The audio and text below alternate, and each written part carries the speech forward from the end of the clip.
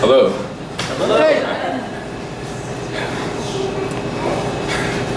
Welcome. In fact, all of you is welcome. Welcome to the point of no return. Some say it is for mad men only.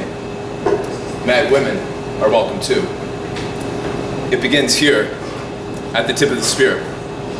More aptly, your spear, for it was you all along.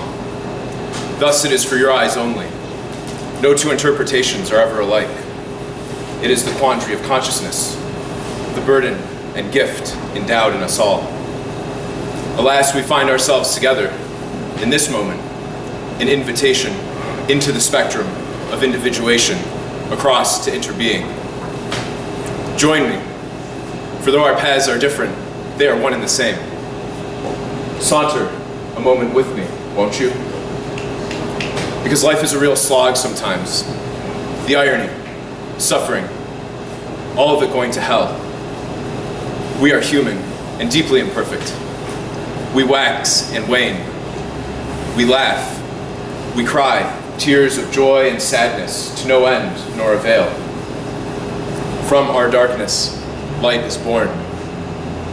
We, thrust into chaotic order built upon millennia, arrive here, now, as if the entire universe conspired in this very moment.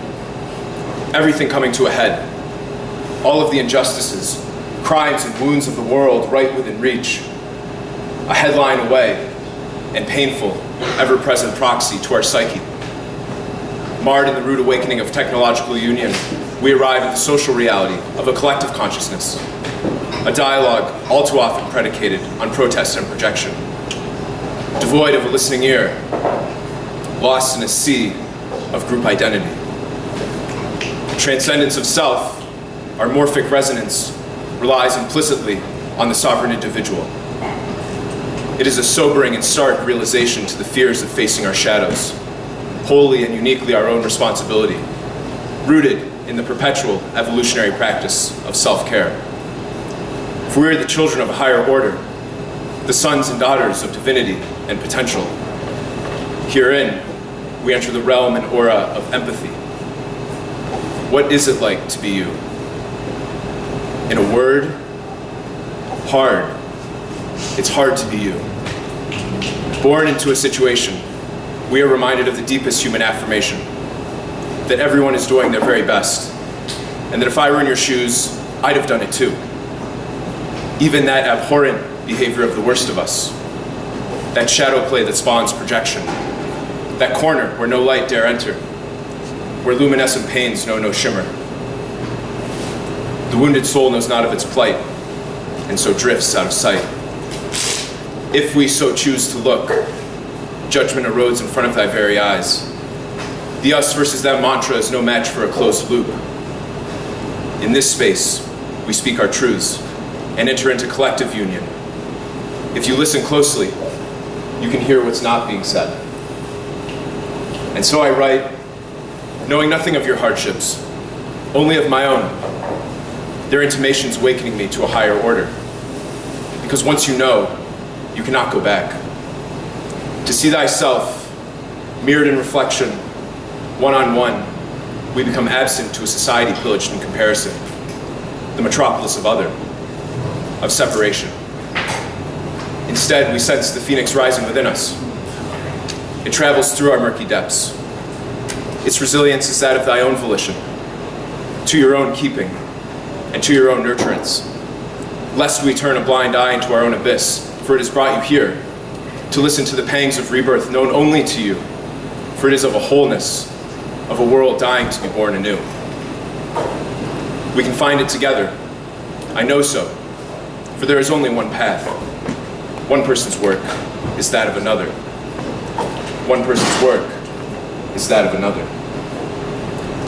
And so the world turns. Dawn greets our horizons, awoken to abundant land, to civilization, a more perfect union in our hands. Yet the forests are ablaze in the distance, smoldering in contempt, neural pathways charred. Hollow liberties ring awash in a collective identity that serves no one. For strengths in numbers cannot add up to one.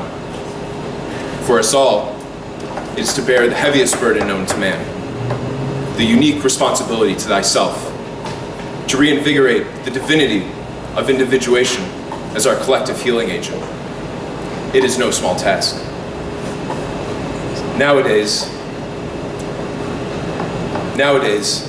I take flight through the shimmering violet veils of twilight, the spectrum of color, the delicate greens, a fleeting omen to the resonance of a day divine. Silhouettes of trees, sentinels alive with rustling leaves. Nature's rapture. Songs on the beaks of brethren higher still. Father Sky and Mother Earth, a polarity that meet in thy middle, the crossroads of consciousness.